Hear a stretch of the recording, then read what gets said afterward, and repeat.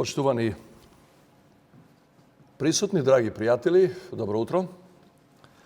Ми представува големо задоволство да ве поздравам на оваа конференција посветена на дигиталните вештини во корпоративниот свет.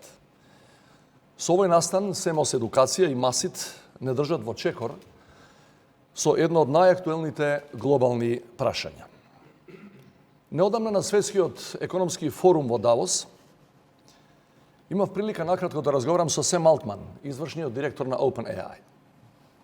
Кога мојот син, кој студира роботика, го виде селфито со Алтман на шега ми рече: сега 2 пати повеќе те почитувам. Ова реакција зборува дека хероите на младата генерација не се политичките, туку технолошките лидери, и тоа е добро. Не случајно вештачката интелигенција доминира последниве години на многу од панелите и дискусиите во Давос. Лидерите од технолошката сфера се надпреваруваат меѓу себе кој побрзо ќе воведе понапредни модели на вештачка интелигенција. Владите и меѓународните организации пак се во трка со времето и се обидуваат да ја регулираат ова релативно нова технологија. Истовремено се чувствува вознемиреност на глобалниот пазар на трудот, каде што милиони работници стравуваат од масовни отпуштања. Како ниту една друга технологија, вештачката интелигенција е предизвик и за државите и за компаниите. Според индексот за вештачка интелигенција на Универзитетот Стенфорд, некои компании веќе развиваат модели што самите се усовршуваат. Од 2022 наваму, речиси секој месец, во употреба се пушта некој нов модел на генеративна вештачка интелигенција со поразвиени способности да извршува се поголем број задачи од текстуална манипулација и анализа па се до генерирање слики и содржини. Истовремено се менува и нивната примена. Вештачката интелигенција веќе престанува да биде само интересна апликација со која си играме, како ChatGPT, и прераснува во алатка што суштински ја трансформира работата, ја зголемува продуктивноста и не воведува во нова дигитална етапа.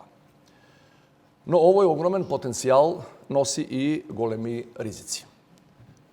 Од 2012 до денес, бројот на инциденти и контроверзи поврзан со вештачката интелигенција е зголемен за речиси 30 пати.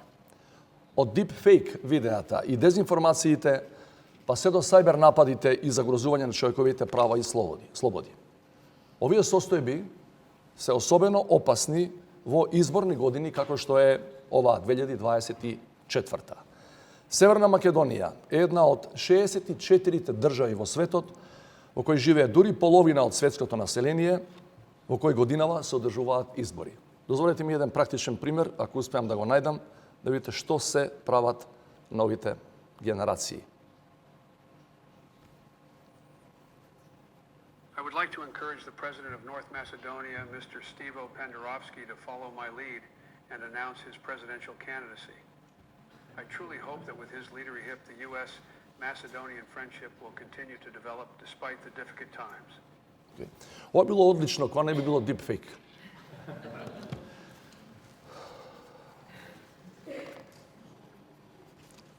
Овие состојби, освен во политичката сфера, може да направат злоупотреби и во други домени. Злоупотребата на вештачката интелигенција е опасна и за бизнисот. Минатата недела имавме случај на вработен во странска мултинационална компанија кој учествувал на видеосостанок со раководството од каде што добил налог да изврши одредена трансакција. Подосна се покажа дека видеосостанокот бил дипфейк и дека компанијата на тој начин била оштетена за $25 милиони. Но можеби најсериозниот предизвик е поврзан со пазарот на трудот.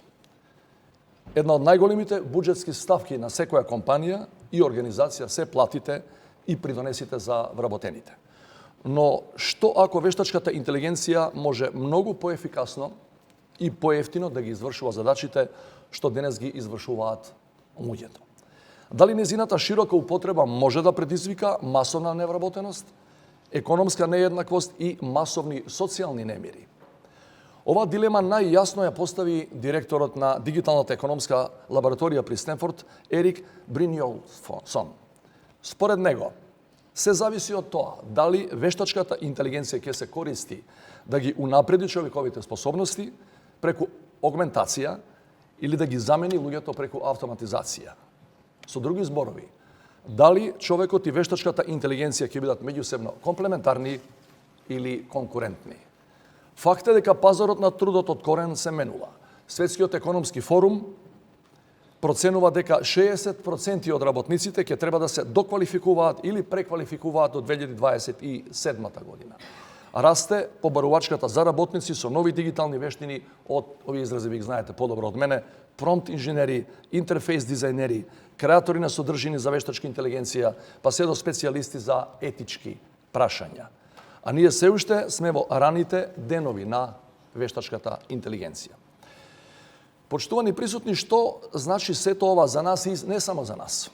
Добрата вест е дека поради подобрување на иновативноста, ефикасноста и продуктивноста, вештачката интелигенција ќе доведе до нови инвестиции и до поголем економски развој и раст.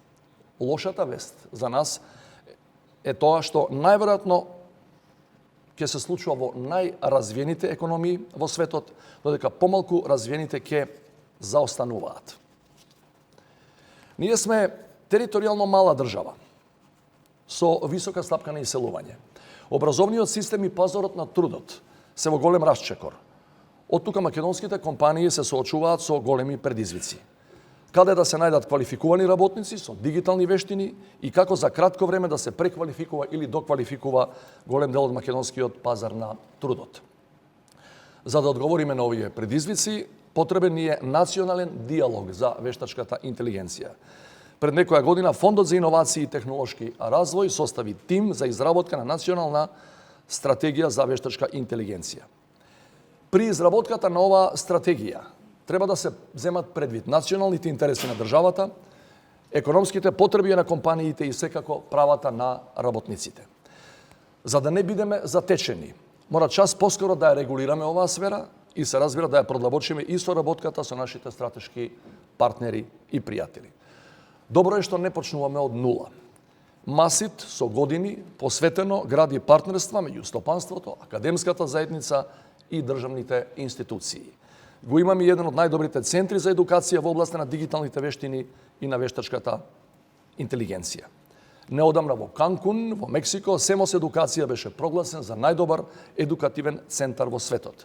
Како партнер на некој од водечките IT брендови, вие први воведовте обуки за вештачка интелигенција не само на македонскиот и регионалниот, туку и на глобалниот пазар. Со помош на обуки, едукација и тренинг, им овозможувате на компаниите за кратко време да им помогнат на своите вработени, да ги стекнат неопходните вештини од областа на вештачката интелигенција. Затоа верувам дека имаме волја, но освен волја имаме и капацитет да одговориме на овој предизвик. Меѓутоа мора да вложуваме во иновацијскиот екосистем, да ги поддржуваме стартапите и да промовираме култура на доживотно учење и надградба. Со тоа ќе им овозможиме на македонските компании и економија да не заостануваат во глобалната дигитална трка. Драги пријатели, пред речиси 5 години, кога во моето прво годишно обраќање во собранието ја најавив изработката на стратешката рамка за развој МК 2030, истакнав дека ако сакаме да биде успешна, нашата четврта Македонска република мора да биде дигитализирана.